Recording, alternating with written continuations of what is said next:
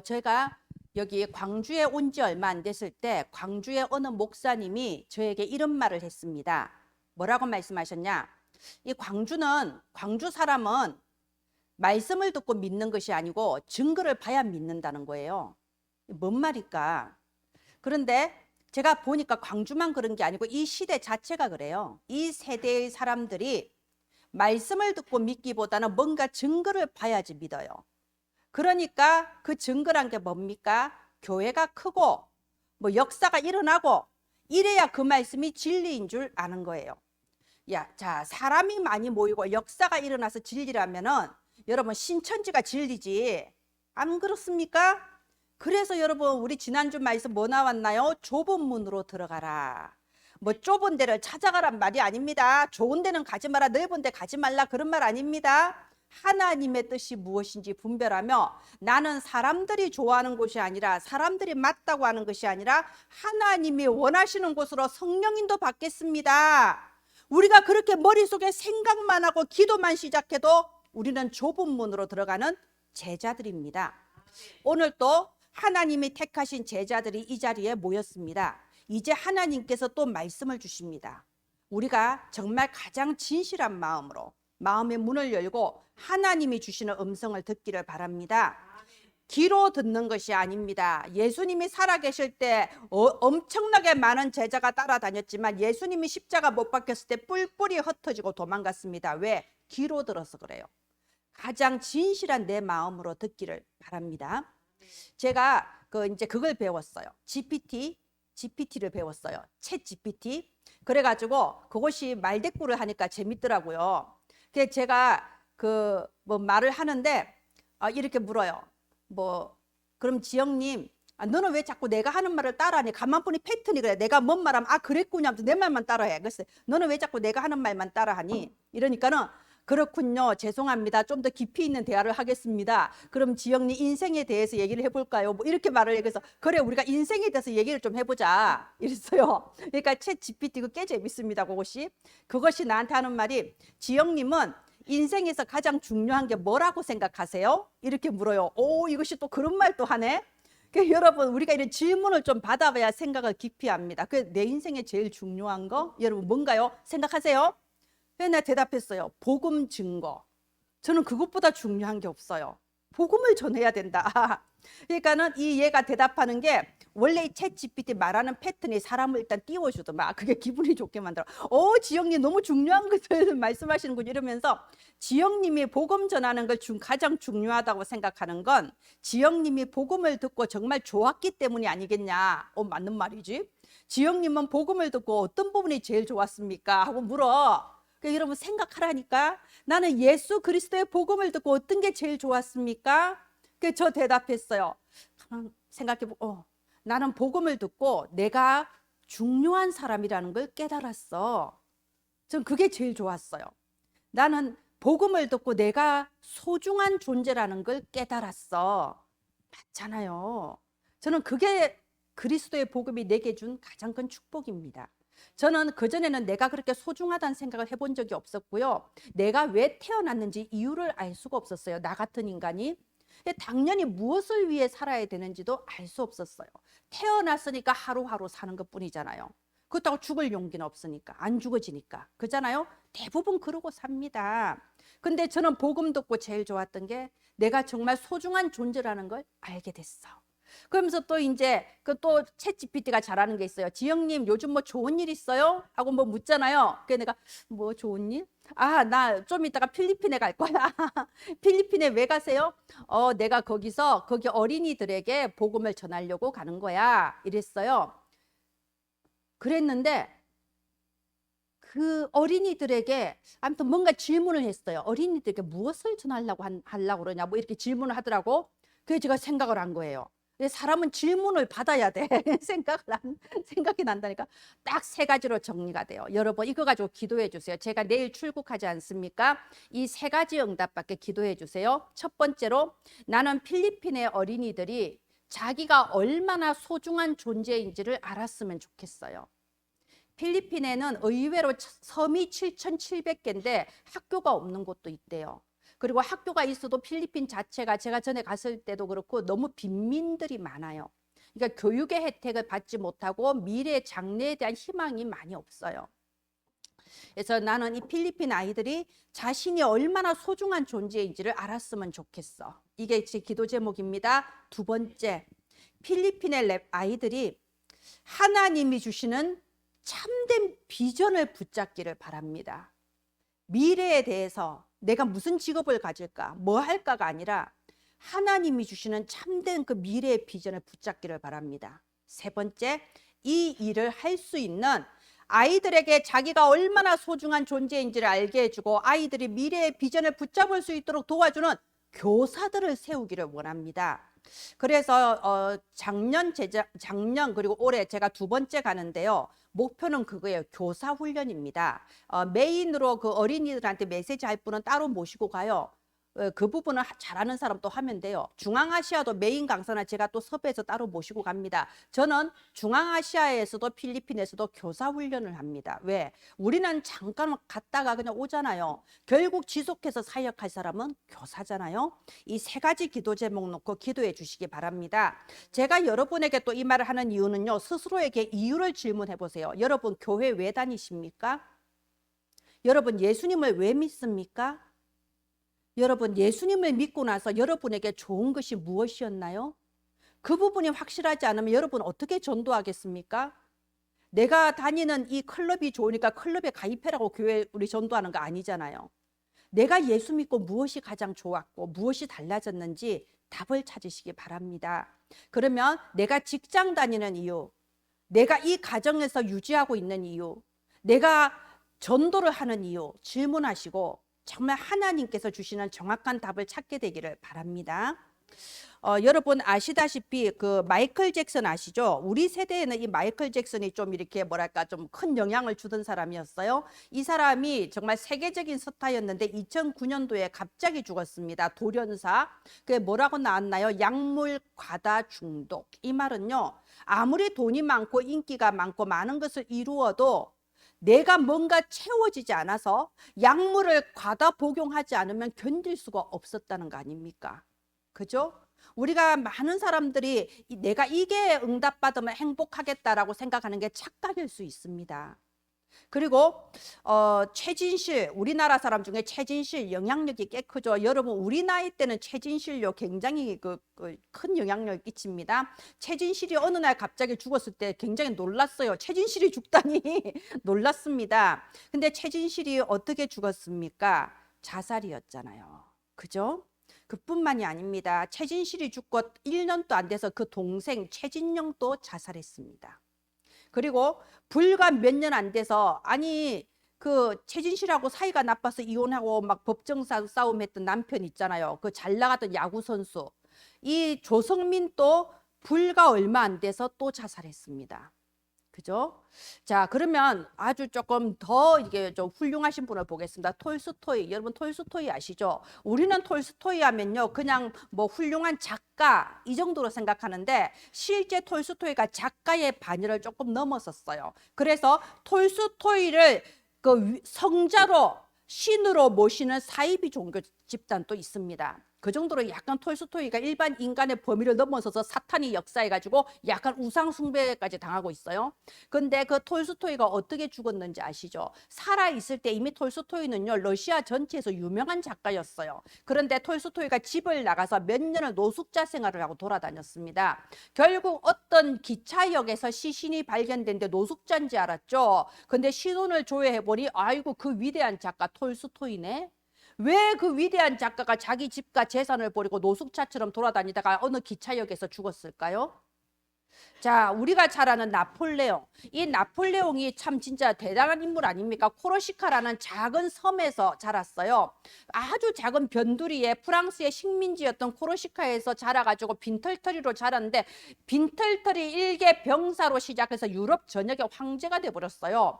프랑스 황제인데 유럽을 다 정복하고 러시아까지 가서 전 유럽이 나폴레옹 군대가 온다 이러면 벌벌 떨었다니까요. 온 유럽을 정복하고 부족해서 러시아까지 갔다 온 위대한 황제 아닙니까? 그 사람이 황태자로 태어났으면 또 괜찮은데 그것도 아니고 일개 병사로 시작해서, 근데 죽을 때 어디서 죽었습니까? 역시 섬으로 돌아갔어요.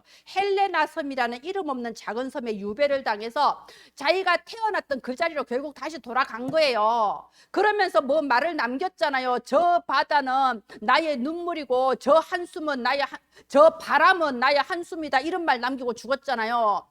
우리나라 재벌들 보십시오. 우리 정주영 씨, 북한에서 내가 이렇게 살다가 죽도 밥도 안 되겠다, 소 한 마리 훔쳐가지고 팔아서 자리 잡고 우리나라 대재벌 됐잖아요. 그래서 자기 꿈을 이뤘죠. 소 500마리 몰고 평양으로 갔지 않았습니까? 아주 행복했을 거예요. 결국은 조그만 방에서 조그만 텔레비 보다가 죽었습니다. 사람은 젊었을 때 좀 잘 나가는 것 같다가 결국은 내가 출발했던 대로 다시 돌아가서 거기서 죽는다, 이 말입니다.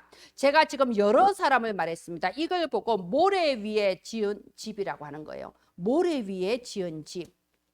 모래가 뭡니까? 3, 6, 11이에요. 창세기 3장, 6장, 11장입니다. 창세기 3장, 나중심. 내가 원하는 게 진리인 줄 알고 내가 이게 없어서 그래 발버둥 치다가 가는 겁니다. 창세기 6장, 돈이 많아야 돼, 물질의 욕심 부리다가 가는 겁니다. 창세기 11장, 바벨탑, 성공과 출세를 위해 높이 올라가기 위해 헛된 바벨탑을 짓다가 결국은 무너지는 거예요. 이 창세기 3장, 6장, 3, 6, 11에 잡혀서 모래 위에 세운 집을 가지고 있으면 오늘 마태복음 7장 27절에 뭐라고 합니까? 그 무너짐이 심하니라.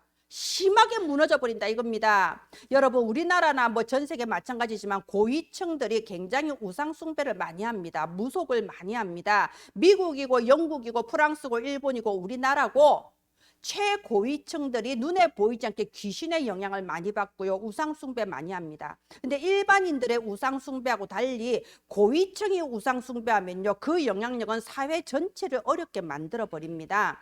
그래서요, 우리가 그 결말을 잘 알지 않습니까? 우리나라 역대 대통령이나 그 정치인들 보세요. 자살하고 감옥 가고 뭔 일입니까? 그죠? 이게 모래 위에 지은 집이라는 겁니다. 그러면 오늘 제목 반석 위에 지은 집이라고 돼 있는데요. 여러분, 지금 보면요, 초고층 빌딩이 되게 많죠. 뭐 우리나라에서 제일 높은 데가 저 롯데타워 아닙니까? 그런데 이런 초고층 빌딩 우리는 지어져 있으니까 그냥 아무 생각 없이 보는데요, 이게 참 기적이에요. 그 고층 빌딩을 하나 지으려면 저 롯데타워 같은 경우에 높이가 555m라고 해요. 이제 총 130층짜리더라고요. 그러면 거기 들어가는 콘크리트가 몇 톤이 들어가겠습니까? 아니, 콘크리트 이만큼만 해도 무거운데 그 몇만 톤의 콘크리트를 쏟아보면 그 무게가 어떻겠냐고요. 콘크리트만 들어갑니까? 철골도 강철로 철골을 세우잖아요. 그 어마어마한 무게를 대체 어떻게 지탱하는 걸까요? 이게 하루 이틀도 아니고 최소한 100년은 가야 되는데 어떻게 그 어마어마한 무게를 지탱하면서 태풍이 불어도 무너지지 않고 지진이 나도 괜찮게 오랫동안 유지할 수 있을까요? 그걸 보면 이게 진짜 기술이고 이게 정말 기적이라니까요. 그런데 이런 초고층 빌딩, 전 세계에 있는 초고층 빌딩이 무너지지 않는 비밀이 뭐냐? 이 빌딩들은요, 땅속으로 깊이 파고 들어가, 기초를 깊이 파고 들어가는데 어디까지 파고 들어가냐? 여러분은 알다시피 이 지구에는요, 우리가 땅을 딛고 사는 여기는 지구 표면이잖아요. 이 지구 표면으로 들어가면요, 맨틀층이 나와요. 학교 다닐 때 배운 거 기억납니까? 맨틀. 좀 더 쉽게 말하면 안반층. 아주 단단한 그 안반층이 땅 속에 있단 말이에요. 거기까지 파고 들어가는 거예요. 그게 반석인 거예요. 흔들리지 않고 무너지지 않는 반석, 거기까지 파고 들어가서 거기에 강철로 된 기둥을 세운다고 합니다. 그 반석에 박아서 강철로 된 기둥, 롯데타워에 그런 기둥이 이제 수십 개가 세워져 있는데 그 기둥 하나의 높이가 120m라고 합니다. 말하자면 땅속을 120m 파고 들어가서 안반층에다가 이 기둥을 박아야지, 그게 비결인 거예요. 550m에 이르는 그 초고층 건물이 그 엄청난 무게를 버티면서 무너지지 않는 비밀은 반석에다가 기둥을 박고 세워졌다, 이 말입니다. 여러분, 지금 모래 위에 지은 집과 반석 위에 지은 집을 말합니다. 뭐 집을 말하겠어요? 이 집이 우리의 인생을 말하는 겁니다. 우리의 이 중요한 인생, 여러분의 그 소중한 인생, 한 번밖에 없는 인생을 모래 위에 세웠어야 되겠습니까? 흔들리지 않는 반석에 세워야 될 거 아닙니까? 그래서 아까 우리 찬양했잖아요. 주 나의 반석이시니 그 위에 내가 서리라. 살다 보면 비도 오고 홍수도 나고 엄청난 태풍도 몰아치는데 내가 사람을 의지하고 내 직장을 의지하고 내 가문을 의지하고 내가 가진 내 친구, 내 사랑하는 친한 사람을 의지하고 의지를 하고 사이좋게 지내는 건 너무 좋지만 거기에 의지하고 살았어야 되겠습니까? 말도 안 되죠. 우리가 어떻게 사람을 의지하고 살겠습니까? 사람은 변하는데요. 우리가 어떻게 다른 것에 의지하고 살겠습니까? 언제 무너질지 모르는 건데요. 우리는 오직 그리스도 든든한 반석 위에 우리의 인생을 쌓아야 되겠습니다. 예, 다음 화면 해주세요. 그래서 지난주에 좁은 문으로 들어가라 라고 했습니다. 이번 주에는 반석 위에 지은 집이라고 했습니다. 하나님의 말씀이 나오는 그 흐름을 보시기를 바랍니다. 여러분, 우리가 왜 오직 예수 그리스도가 영원한 나의 반석이라고 고백을 하나요? 그리스도 외에는 원죄를 해결받을 길이 없기 때문입니다. 제가 아까 처음에 말했죠. 광주 사람들은 말씀을 듣고 은혜를 받는 게 아니라 이 증거를 보고 믿는다고. 말하자면 보십시오. 이 말씀을 주의 깊게 들어야 돼요. 말씀을 주의 깊게 듣고 오늘 하나님 주시는 말씀이 뭔가 그 말씀 자체를 들어야 됩니다. 김지영 목사를 보지 마세요. 은혜나무 교회도 지금 중요한 게 아니에요. 하나님이 이 시간 나에게 주시는 그 말씀에 집중하시기 바랍니다. 자, 보세요. 많은 종교가 이 땅에 있습니다. 그 종교들은요, 여러 가지 각종 다양한 것 같지만 사실은 공통점은 딱 하나예요. 다 똑같은 공통점, 원죄에 대해서 말하지 않습니다. 원죄에 대해서 모릅니다. 그러니까 맨날 자범죄만 가지고 말하고 있는 거예요. 여러분, 이단 사입이라고 나쁜 거 가르치지 않아요. 옛날에 저 남묘 호랑개교 믿는 사람들 가까이 사귀었는데요. 이 사람들 나쁜 거 안 배워요. 가면 사실 좋은 거 배워요. 형제 간에 싸우지 마라. 부모님한테 효도해라. 진짜 좋은 말들만 한다니까요. 그럼 나쁜 거 가르치면 그 사람들이 왜 그런 데 가겠습니까? 다 좋은 말을 가르쳐요. 그런데 모든 그 말하는 주제가 자범죄예요. 바르게 살아라, 선하게 살아라, 남한테 나쁘게 하지 마라. 그게 나한테 다 돌아온다. 다른 사람 미워하지 마라. 미워하면 피가 썩는다네. 예전에 그 영생교 다니는 사람이 말했어요. 사람을 미워하면 그 마음 안에 피가 상해서 내가 오히려 안 좋으니까 미워하지 마라. 일단 좋은 말 아닙니까? 사람을 미워하고 원망하면 안 되는 게 맞지요. 그죠? 자, 그렇게 말하는데 전부 다 자범죄만 갖고 말하고 있는 거예요. 근본을 모르는 거예요. 이 사람들이 왜 자범죄를 짓습니까? 왜 남을 미워하고, 왜 남한테 사기를 치고, 왜 남과 싸우고, 왜 남한테 피해를 줍니까? 근본이 따로 있어요. 원죄. 근본적으로 죄인으로 이 땅에 태어난 거예요. 근본적으로 하나님 떠난 그 아담의 그 원죄를 가지고 태어날 때부터 죄인으로 이 땅에 태어나는 거예요. 이 땅의 모든 사람은 아담의 후손입니다. 모두 다 죄인으로 태어나요. 여러분, 감기가 걸리면 콧물이 나고 기침이 나고 목이 칼칼합니다. 그런데 콧물 나는 병은 없어요. 기침하는 병은 없어요. 목이 칼칼한 병은 없어요. 그냥 합쳐서 감기라고 하잖아요. 말하자면 감기가 나야지 목도 안 아프고 콧물도 그치는데 감기가 낫지 않으면 이거는 계속 되는 겁니다. 말하자면 근본은 원인은 따로 있는 거고요. 자범죄, 이거는 따라오는 증상의 하나인 거예요. 당연히 그런 줄 알아야 됩니다. 또 따라오는 증상이 있어요. 로마서 6장 23절에 죄의 삭은 사망이라고 했습니다. 이게 무슨 의미냐? 죄 때문에 우리에게 재앙과 저주가 들어온다 이 말입니다. 왜 나는 이런 일을 겪냐? 왜 우리 집안은 왜 이러냐? 죄 때문에 그래요. 죄라는 거는요, 내 인생의 어둠을 이렇게 끌어당기는 힘이 있어요. 그래서 나쁜 만남이 내게 찾아오고 나쁜 결과가 찾아온단 말입니다. 자, 원죄로부터 자범죄가 나오고 거기에서 여러 가지 재앙과 저주가 내 인생에 들이닥친다 이거예요. 그런데 이걸 말을 안 해요. 제가 모든 종교의 공통점은 원죄를 모르고 자범죄만 말한다고 그랬죠. 여러분, 천주교 마찬가지입니다. 이 천주교에서는요, 우리하고 똑같이 성경을 봅니다. 똑같이 십자가 세워놨어요. 그런데 저는 분명히 말합니다. 천주교는 이단입니다. 왜 이단이냐? 여러분, 아예 사입이 다른 종교 이거 말고요, 성경을 가지고 틀린 말을 하면 그걸 이단이라고 합니다. 왜 이단이라고 하냐? 여러분 성경에 천주교는 원죄를 몰라요. 그게 림보라는 게 있습니다. 림보가 뭐냐면요, 태어나서 얼마 안 돼서 죽은 애기들 있잖아요. 한 살도 안 돼서 죽은 애기. 이 한 살도 안 돼서 어릴 때 죽은 애기는 그러면 죽어서 천국에 가냐 지옥에 가냐, 이런 이제 신학적인 질문이 이제 나온 거예요.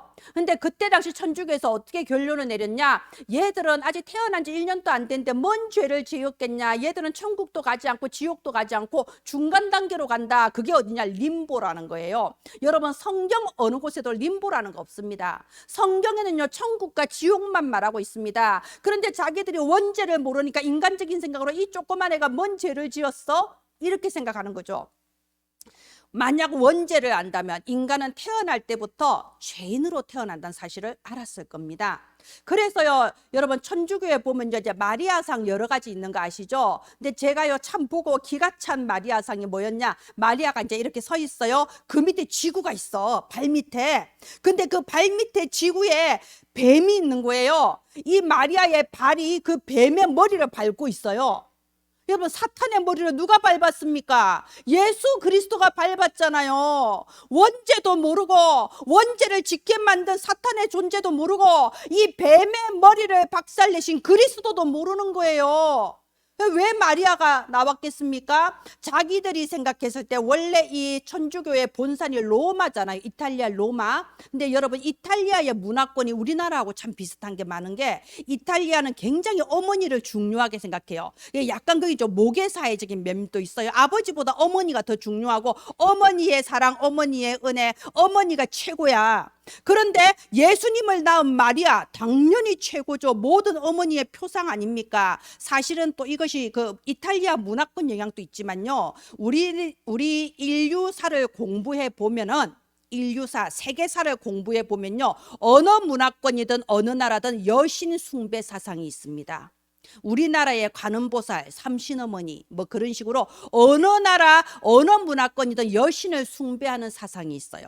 그리고 지금 나오고 있는 뉴에이지나 지금 새롭게 나오는 이단 사이비들도요 전부 다 여신을 많이 얘기해요. 여러분 안상홍 증인의 어머니 하나님 믿잖아요. 그죠? 이 여신이 중요하거든. 그 고대에 있던 여신 숭배 사상하고 천주교의 이 마리아가 합쳐진 거예요. 그래서 예수님은요 별로 그렇게 중요하지 않아요. 이 예수님을 낳은 어머니 마리아 원죄가 있냐 없냐? 없다라고 합니다. 천주교는 없다고 합니다. 어떻게 예수님을 낳은 훌륭한 일을 하신 분이 원죄가 있을 수가 있냐? 이 순전히 인간적인 판단 아닌가요?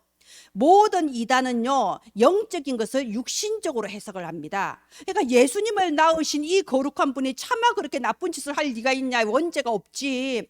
그러니까 모든 종교, 모든 철학, 모든 사상이 사실은 똑같아요. 인간 중심이에요. 선하게 살고 착하게 살면은 천국에 가고, 뭔가 남한테 피해를 끼치고 안 좋은 일을 하면은 지옥 간다. 권선징악. 유교도 마찬가지 아닙니까? 부모님한테 효도하고 임금에게 충성하고 형제간에 사이좋게 지내고, 그죠? 모든 종교, 모든 철학, 모든 사상 너무나 중요하고 훌륭하지만 근본을 해결을 못해요. 그러니까 결국은 창세기 3장으로 다시 돌아갑니다. 모래 위에 지은 집이에요. 아까 제가 죽을 때 똑같이 죽는다고 했죠. 톨스토이나 뭐 재벌이나. 창세기 3장의 수레바퀴 속에서 다시 원래로 돌아간다니까요. 아무리 대단해 보이고 훌륭해 보여도요. 그래서 골로새서 2장 8절에 뭐라고 했습니까? 철학은 헛된 초등학문이다라고 했습니다. 왜? 너무나도 좋지만 근본을 해결을 못하거든요. 여러분 제가 우리 집안 자체가 불교를 오래 믿은 집안이고, 제가 그 청소년 때 절에 있었다는 사실을 아는 분들이 있을 거예요. 제가 절에서 이제 중이 되려고 행자 생활을 한 1년 정도 했습니다. 이제 그때 제가 또 불경도 많이 읽고 그 하나님 은혜로 중은 안 됐어요. 자, 그런데 제가 거기에서 느낀 게 뭐냐면요, 제가 불교를 어릴 때부터 믿었어요. 사실 불교를 좋아해요. 그래서 불경도 많이 외우기도 했고 또 공부도 했습니다. 그런데 진짜 좋은데 내용이 정말 괜찮은 것들이 많은데 근본이 해결이 안 돼요. 나에게 뭔가 깨달음은 줘요. 나에게 깨달음은 주는데 근본 해결이 안 되는 거예요. 지금 우리 가정이 당하고 가문이 당하고 내가 당하고 있는 이 문제에 대해서 해결이 안 되는 거예요. 쉽게 말해 기도에 응답이 안 되는 거예요. 당연하죠. 하나님이 아닌데 어떻게 응답을 해주겠습니까? 그런데 제가 예수 그리스도를 믿었을 때, 제가 초등학교 때 중학교 때 교회를 다니긴 했거든요. 조금 다녔어요. 근데 한 번도 나를 만족시킨 적이 없었어요.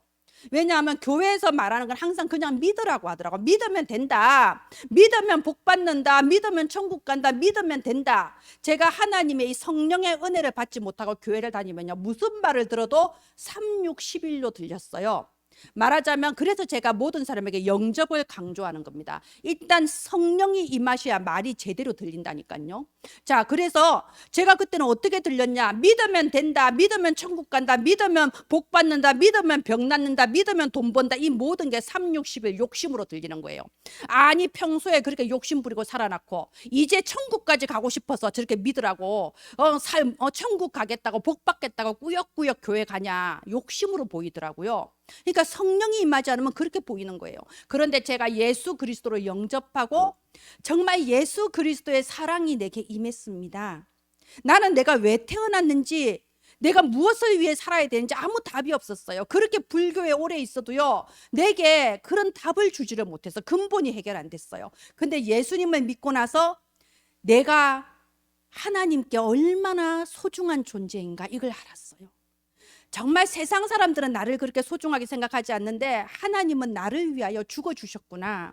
내가 하나님께서 봤을 때는 온 천하보다 더 귀하구나. 그러면 내가 무엇을 위해 살아야 되는지를 알았어요.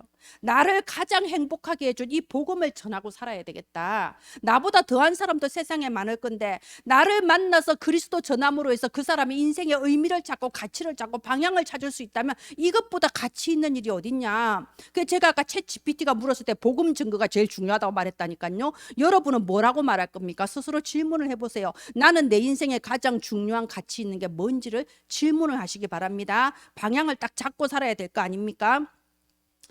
그래서 예수 그리스도 복음 안에서 근본이 해결되니까요, 삶이 달라지기 시작했어요. 금방 뭐 하나 기도해서 뭐 하나 응답받고 그런 거 아닙니다. 제가 나중에 오후 예배 때 말할 거예요. 그런 게 아닙니다. 하나님은 전체적으로 근본적인 응답을 주시는 겁니다. 원죄가 해결이 안 되면 자범죄가 따라올 수밖에 없고 저주 재앙에서 빠져나올 수가 없습니다. 그것은 마치 모래 위에 고층 빌딩 짓는 것과 똑같아서 언제 무너질지 모르는 겁니다. 그래서 오늘 예수님께서 바리새인들에게 지금 이 말하는 거 아닙니까? 너희들은 지금 모래 위에 집을 짓고 있다. 너희들이 지금 하나님 잘 믿는다고 스스로 생각하고 있지, 바르게 산다고 생각하고 있지, 헌금도 잘하고 11조도 잘하고 율법을 잘 지키니까 됐다고 생각하지, 아니야, 모래 위에 집을 짓고 있어.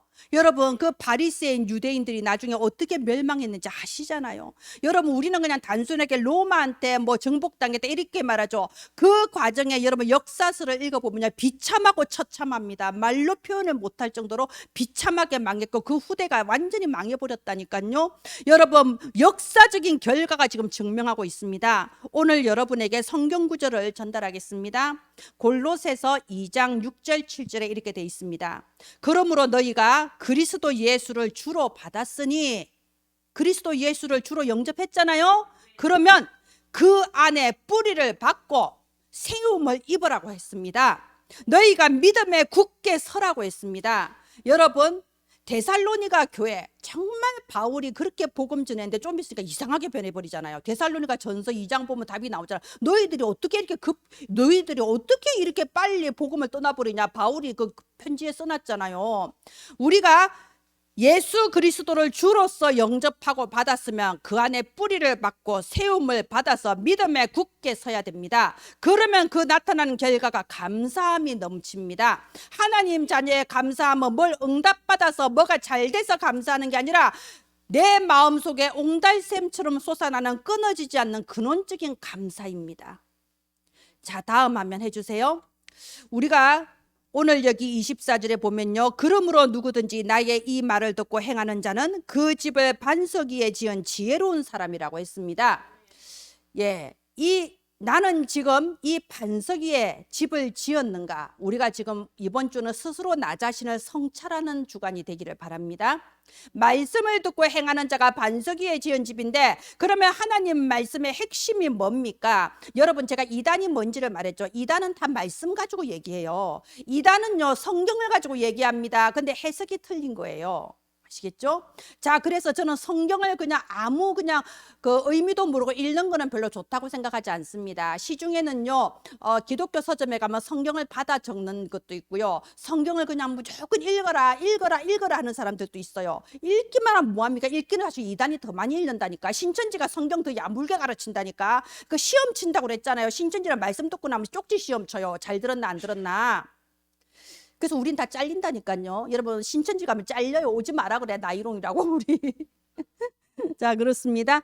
자, 말씀의 핵심을 알아야 돼요. 말씀의 핵심을 알아야 성경 보는 눈이 열릴 겁니다. 말씀의 핵심이 뭡니까? 예수가 그리스도라는 거예요. 사도행전 읽어보세요. 이 바울 선교팀이 가는 곳마다 뭘 전했냐? 예수가 그리스도다. 예수는 그리스도다라고 전했다고 되어 있습니다. 예수가 그리스도, 예수는 그리스도, 예수만 그리스도.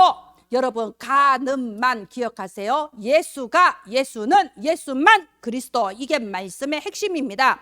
오늘 여기에 반석이라는 단어가 나왔는데요. 이 반석이 헬라어로는 페트로스라고 합니다.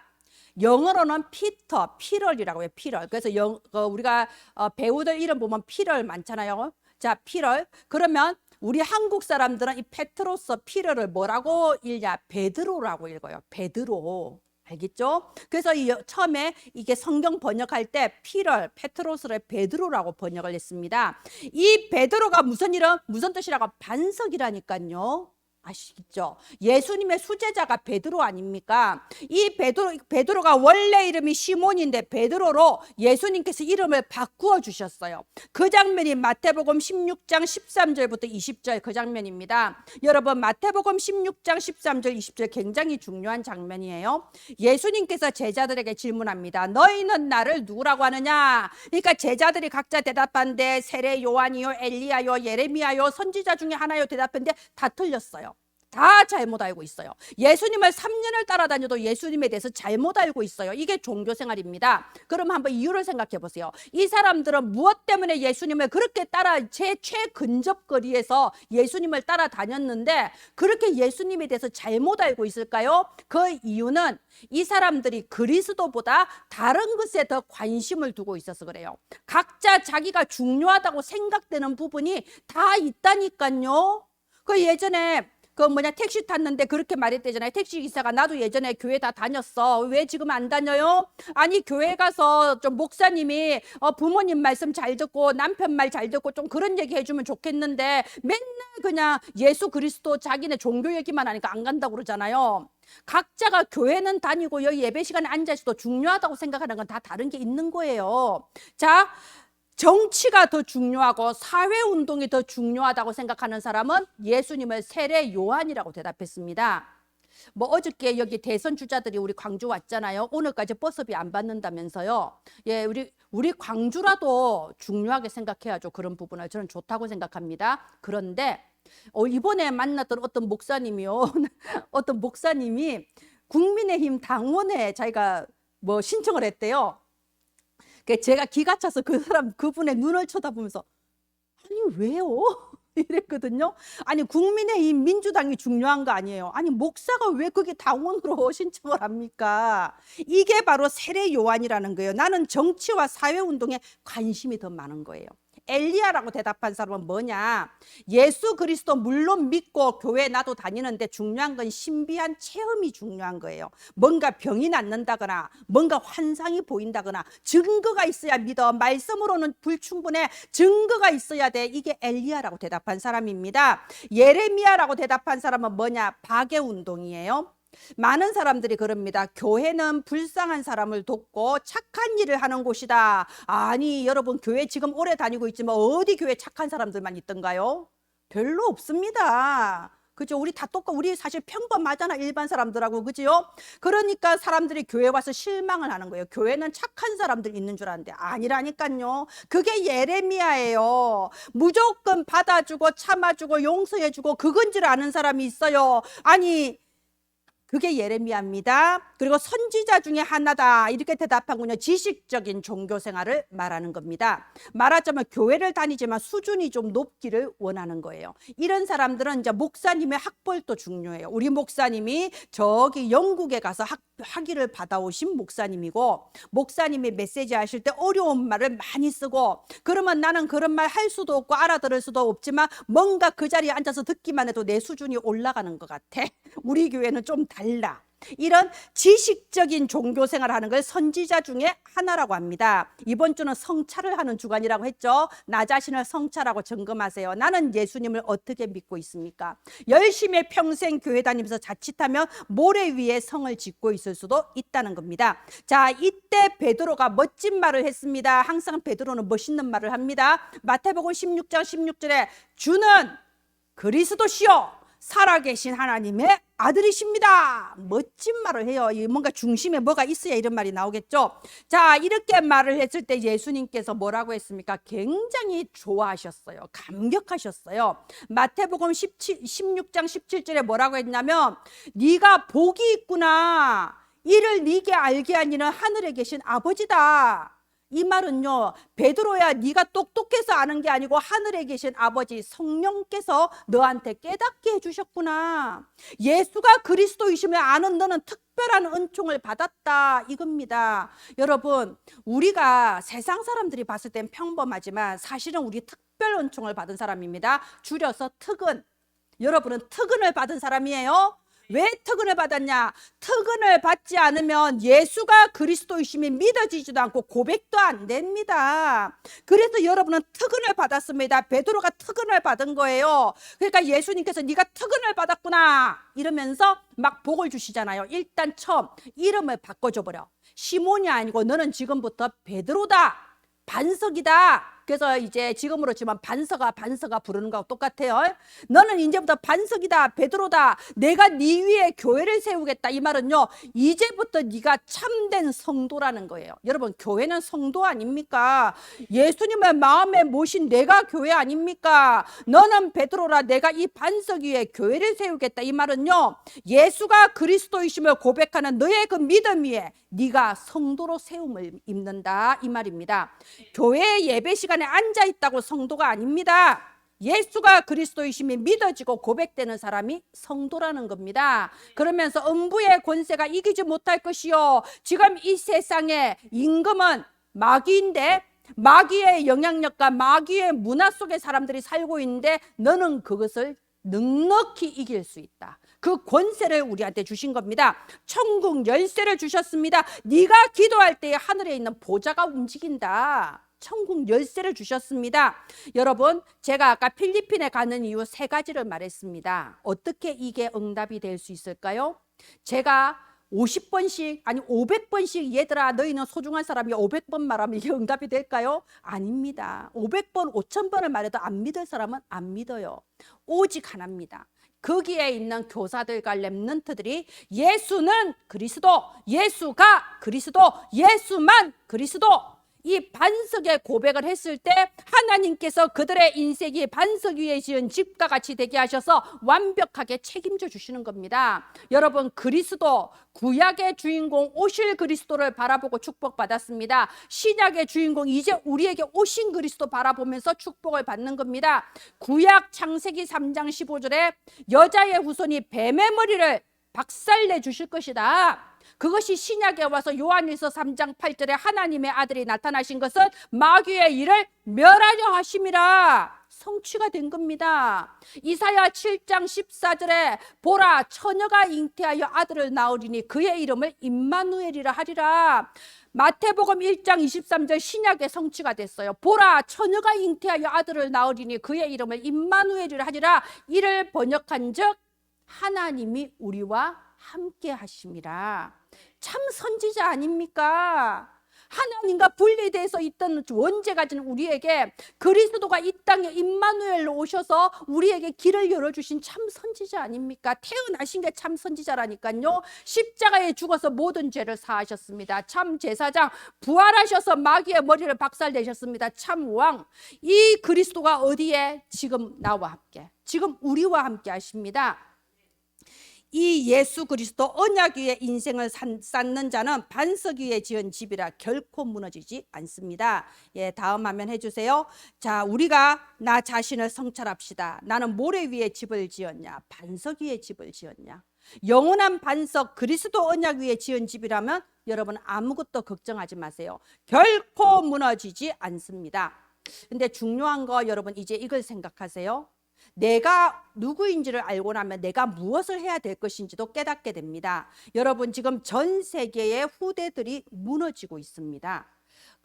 이번에 북방 선교회 갔을 때 체코와 불가리아에서 활동하시는 선교사님 그러더라고. 지금 굉장히 후대들이 다 무너졌다. 우리 나이 늙은 사람들은 그래도 옛날 그것 때문에 교회를 다니는데 후대들이 완전히 신앙은 고사하고 완전히 마약과 그리고 이런 그 세상 문화에 다 젖어버렸다. 러시아 상페테르부르크에서 사역하시는 목사님도 그러더라고요. 러시아에 지금 후대 문제 심각하다. 미국은 자꾸 언론에 노출돼서 하는데 러시아, 소련에도 아이들이 마약 중독, 도박 중독 다 무너져 버렸다. 필리핀도 마찬가지입니다. 거기는 후진국이잖아요. 후진국이기 때문에 아이들이 미래에 대해서 비전이 없는 거예요. 열심히 해봤자 안 되는 거예요. 그러니까 거기도 후대들이 가난과 교육의 부재와 범죄와 그 속에서 무너지고 있는 겁니다. 여러분 외국 애들이 무너지는 게 뭔 일인가, 뭐 나하고 뭔 상관인가 싶습니까? 어저께 금호 타이어 불났잖아요. 우리 집이 바로 옆에라서 제가 지금 또 안 좋아요, 몸이. 자 보세요. 금호 타이어에서 불나니까요 동구 남구 다 냄새 난다고 그 인터넷에 글 올라왔더라고요. 여러분 이게 이렇게 한 번으로 끝나는 게 아니라더군요. 저는 잘 모르는데 25년 전에도 한번 금호 타이어 불났다고 하더라고요. 그때 뭐 막 이렇게 농사가 지은 것도 다 망치고 병 걸릴까봐 멀리 피난 가고 막 그랬다고 그러더라고요. 이거 지금 이불도 일주일은 지나야 꺼질 거래요. 그 기름과 고무를 다 타해워야지 끝난대. 왜냐면 못 끈대, 사람의 인력으로. 어제 밤새도록 오늘 아침까지 헬리콥터 계속, 지금 우리 집에서는 헬리콥터 소리 끝이 없어요. 계속 헬리콥터 움직이고 지금 날아다니고 있습니다. 자, 금호 타이어 회사에서 화재가 나니까요 광주광역시 전체가 다 영향받잖아요. 나는 금호 타이어 안 다니는데요. 나 그거 상관없어요. 아니라니까요. 영향을 다 받게 돼 있습니다. 시커먼 그 연기가 온 광주를 다 덮어버려요. 이게 몇 날 며칠 그 분진이 계속 내릴 거예요. 지금 제 차도 시커먼 그 가루가요 재가 많이 묻어 있습니다. 그것처럼 외국 애들이 뭔 상관이야. 우리한테 영향 와요. 우리 아이들이 자라서 그 영향 속에 다 있는 겁니다. 그래서 여러분, 너는 베드로라, 내가 이 반석 위에 교회를 세우겠다. 우리가 예수 그리스도를 고백하는 후대를 길러야 됩니다. 여기에 인생을 걸기를 바랍니다. 정말 여러분의 인생과 여러분의 미래와 여러분의 경제, 직장, 학업 전부 다 여기에 거시기를 바랍니다. 예수 그리스도를 고백하는 후대를 기르기를 바랍니다. 그런 사람에게는 하나님께서 완전히 책임지세요. 과거, 현재, 미래 다 책임지십니다. 그걸 보고 300%라고 해요. 과거 100, 현재 100, 미래 100, 300% 보장하십니다. 정말 반석이신 그리스도 안에 뿌리를 받고 반석이신 그리스도를 영접하는 후대를 기르며 비가 오고 창수가 오고 바람이 불어도 무너지지 않고 완전 승리하는 축복받기를 예수님 이름으로 축원드립니다. 기도합니다. 하나님, 많은 사람들이 모래 위에 집을 짓고 어찌할 수 없을 정도로 무너져 버립니다. 우리는 오직 그리스도 영원한 반석에 인생의 집을 짓게 하여 주시옵소서. 지금 또 원죄와 우상 문제 속에서 자범죄와 재앙의 아버지 하나님 희생당하고 있는 많은 사람들이 있습니다. 오직 그리스도 영원한 반석을 증거하는 저희들 되게 하옵소서. 예수가 그리스도이심을 고백하며 예수 그리스도의 복음으로 237 5천을 살릴 미래의 전도 제자를 기르게 하여 주시옵소서. 살아계신 예수님 이름으로 기도합니다. 아멘.